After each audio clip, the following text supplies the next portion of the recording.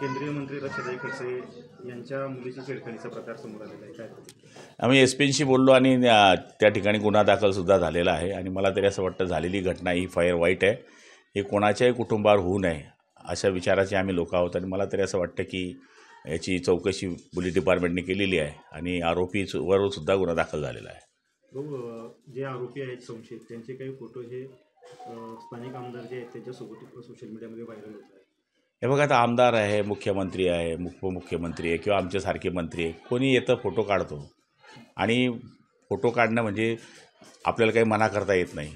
पण माझं तरी असं मत आहे की तो कोणत्याही पक्षाचा असो, कोणत्याही विचाराचा असो, ज्यांनी हा गुन्हा केला असेल त्याची चौकशी करून त्याच्यावर योग्य ती कारवाई केली पाहिजे. मुख्यमंत्र्यांनी म्हटलं की एका विशिष्ट पक्षाची हे चौकशीमध्ये येईल ना, जो असेल तो. त्याच्यामध्ये कोणत्या पक्षाचा, याच्यापेक्षा कोणत्याही मुलीवर हे असं होऊ नये आणि कोणत्याही पक्षाच्या कार्यकर्त्यांनी केलं असेल तर त्याच्यावर कारवाई व्हावी.